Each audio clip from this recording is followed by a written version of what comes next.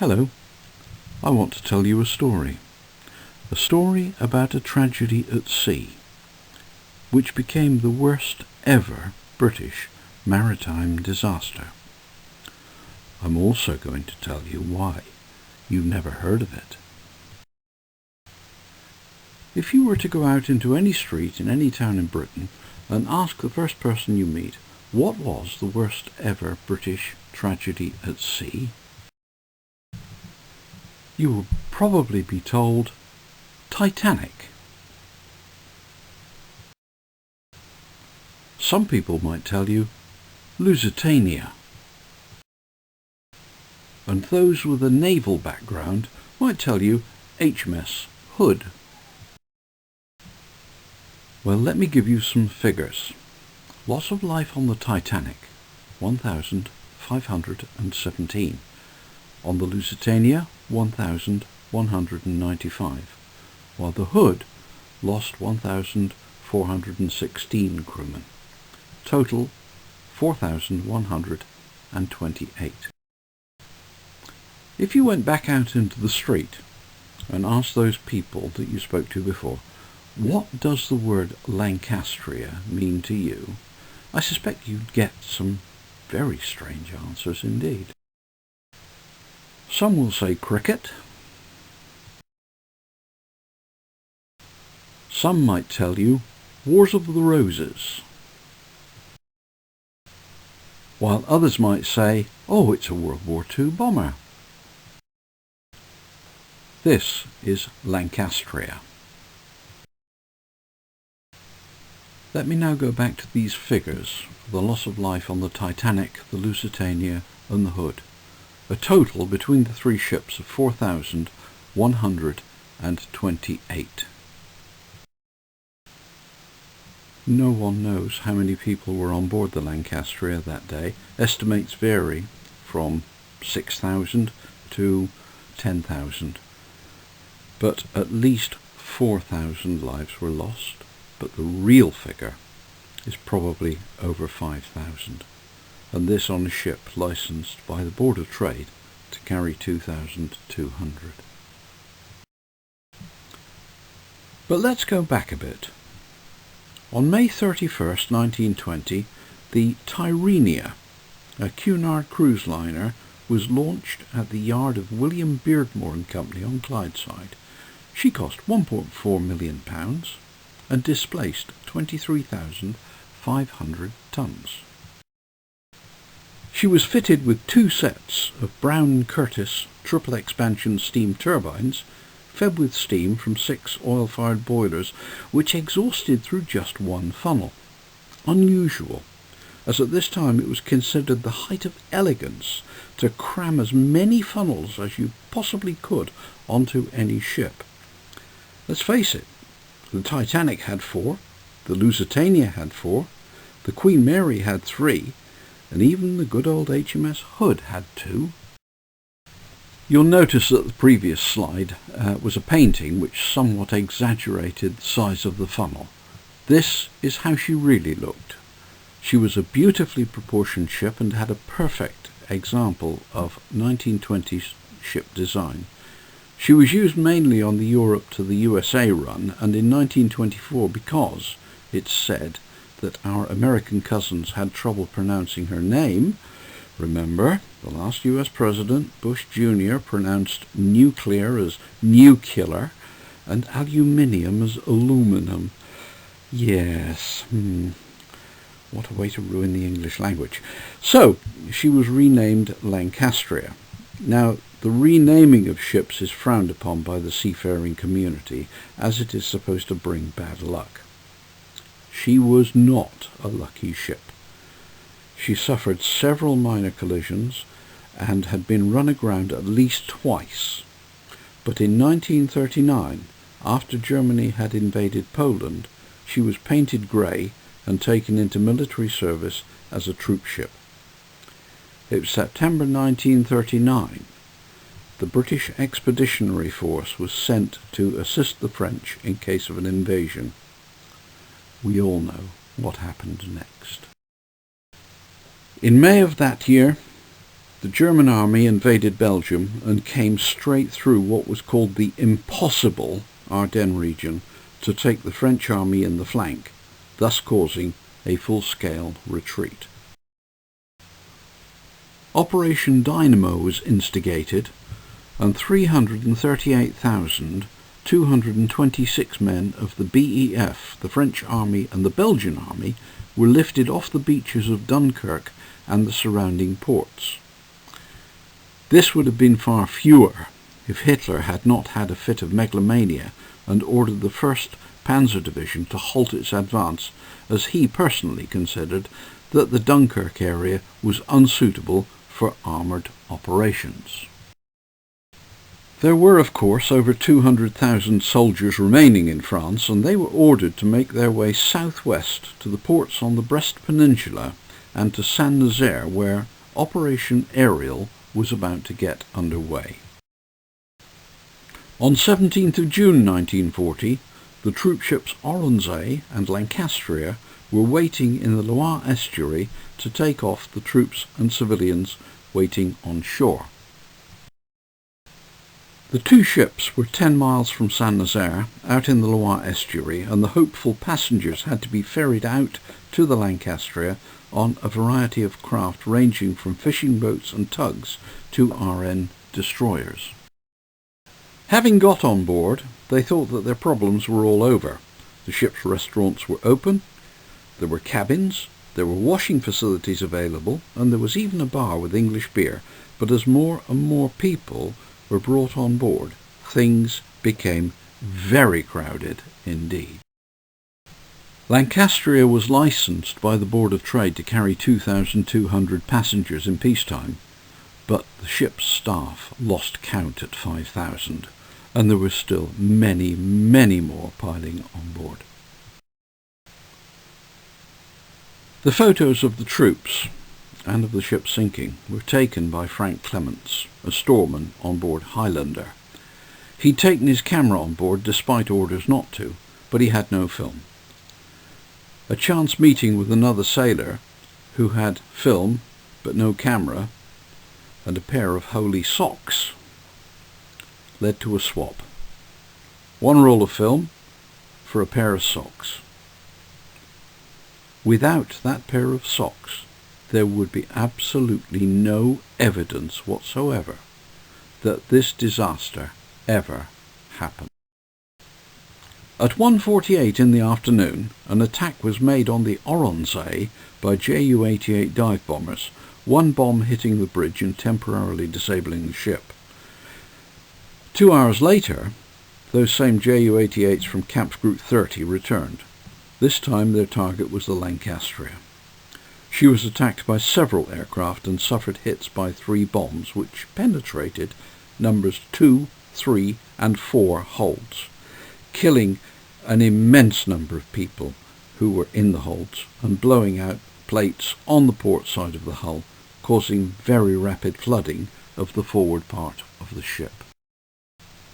Lancastria sank rapidly by the bow and within 23 minutes had rolled over onto her port side and disappeared into the waters of the Loire estuary, taking with her at the very least 4,000 men, women and children. Yes, there were children on board. In fact, the youngest survivor was a 2-year-old girl called Jacqueline Tillier. Her parents had worked for Ferry Aviation in Belgium and had made their way to Saint-Nazaire in the hope of evacuation. When the ship was hit, her father took his wife and daughter shouting, "There's a baby here, there's a baby here," and of course all the soldiers and sailors moved aside to let the family through to the boat deck, where Mr. Tillier put his wife and baby into a lifeboat. He then stepped back to allow others into the boat, but he was accosted by a rather large crewman who said, "You're not going to leave that child fatherless," and promptly threw him into the boat. Fortunately, both parents were strong swimmers because as soon as the boat hit the sea, it filled up with water and sank, and they had to swim for it, carrying little Jacqueline with them until rescued. There were many acts of bravery and extreme courage enacted that day, far too many for me to recount here, There were ship's crewmen diving into the water to pull exhausted men into their boat. There were men who could swim a little, handing over their life jackets to those who couldn't swim at all, and people getting out of lifeboats so that others could get in.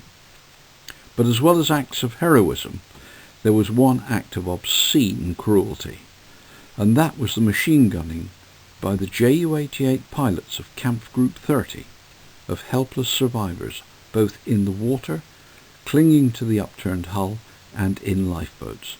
This was disgusting, despicable, and depraved. HMS Highlander, the ship that Frank Clements took most of his pictures from, was also probably one of the most important vessels in the rescue and brought back to England an awful lot of distressed, rescued soldiers, sailors, airmen, and civilians. When the news of the loss of troopship Lancastria and so many lives reached Whitehall, Churchill immediately slapped a D notice on the news which effectively gagged the British press. His reasoning was that the BEF had been thrown out of France, the French and the Belgians had surrendered, and we were losing an enormous amount of shipping to the U-boat wolfpacks out in the Atlantic. His thinking was that national morale simply would not be able to take any more. What he forgot to do was raise the D notice after a reasonable time, and thus the whole episode was allowed to be forgotten. This was an enforced forgetfulness in some cases, as many of the survivors were told it never happened, and that if they informed anyone, they would be court-martialed. You might be wondering why I'm so concerned with an event that happened over 75 years ago. Well, my interest in the loss of the Lancastria started with this chap, 2587114, linesman, Brooke, Victor, Royal Corps of Signals. He was born in a back-to-back, two-up, two-down terraced house in a Lancashire mill town, where the lifeless river ran with whatever colour the dyers at the mill were using that day. The house had no bathroom. In fact, there was not even a toilet, just a bucket under a plank in a shed out the back. Early in 1939 he joined the Territorial Army and almost immediately was sent to France with the BEF as a linesman with the Royal Corps of Signals. As the Nazis poured into France and Belgium, he marched, cycled, catched lifts and walked from somewhere north of Paris to the Brittany coast at Saint-Nazaire. He was lucky. He boarded a ship, still laden with all his kit, his rifle, his greatcoat, his tin helmet, his blanket, together with all the webbing and packs. He was, after all, 19 years old and was terrified of losing anything in case a quartermaster sergeant made him pay for it. When the ship was bombed and sank, he was eventually pulled out of the water wearing just one sock and a wristwatch. He was lucky. Over 5,000 troops and civilians died in that one event. He married almost 1 year to the day after the sinking and was back in France on the morning of the 6th of June 1944. He was one of the first, and he didn't come home again until 1946. After the war there was no work to be found in that Lancashire mill town, so in 1949 he brought his wife and young son to Somerset and became a village bobby. He was respected and admired by everyone, even the local villains. But all police forces were beginning to change, and he was transferred from the village bobby role onto motor patrol. The experience that he gained there enabled him to retire early and start his own driving school with the highest pass rate in the area. He thought that he was a very ordinary man. He was not. He was my dad, and I miss him every day. But you know how it is. You get told things that don't mean an awful lot until your source of information is gone, and suddenly you realize that you want to know more. And the things that my father had hinted at, laughed off, joked about, became rather more important, and I had need to find out more. I know that he boarded the Lancastria on the 17th of June 1940. I know that he had all his kit, pack, rifle, tin helmet and greatcoat. I know that he was pulled out of the sea covered in oil and wearing just one sock and his wristwatch. I know because he told me. And if he had not survived, you would not be listening to me speaking at the moment. I wouldn't have been born. In 2005, the Lancastria Association of Scotland began a campaign to secure greater recognition for the loss of life on board and acknowledgement for the endurance of the survivors that day. They petitioned Downing Street to have the wreck site designated an official maritime war grave. However, the British government refused to do so, even though the campaign received support from members of Parliament, from the Lords, from members of the European Parliament, and from members of the Scottish Parliament, and from all parties. But the MOD claimed that such a move would be purely symbolic and would have no effect. But in 2006, they did move to designate 14 additional wrecks sunk at the Battle of Jutland, but still refused to designate the Lancastria.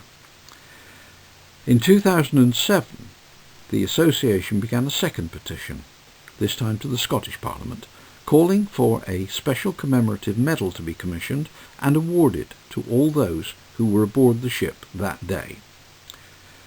Campaigners believed that this would represent at last a formal recognition of what still remains a forgotten tragedy.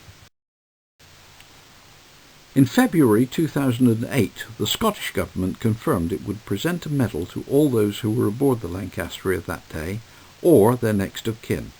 The medal is in recognition of the endurance of the survivors and the ultimate sacrifice of the victims. My father had died in 2002, and as the next of kin of one of the survivors, I was invited to the Scottish Parliament in Edinburgh on Thursday, June the 12th, 2008, to receive the medal that my father won all those years ago. I was among 30 or so relatives and 5 actual survivors, including Jacqueline Tillier, now called Taylor, who I spoke of earlier. And we were all presented with the medal by the First Minister for Scotland, Alex Salmond. And I must admit it was one of the most moving experiences of my life. On October the 1st, 2011, as a member of the Lancastria Association of Scotland, I was invited to a ceremony to take place on the very spot where Lancastria, then called Tyrrhenia, of course, had been built. What was once a bustling shipyard is now an NHS hospital, conference centre and hotel, and in the extensive grounds beside the Clyde where Lancastria had been launched in 1920 as the Tyrrhenia, there is now sited a memorial to those lost in the worst disaster in British maritime history. I would like to conclude this little bit of rather personal history with just 4 lines from a poem written by a man called Lawrence Binyon during the First World War, and I'd like to dedicate these lines to those pals and colleagues of my dad who did not find their way out of the ship, who drowned in the oily water, or who were murdered by the Nazis as they tried to swim for their lives. They shall not grow old as we who are left grow old.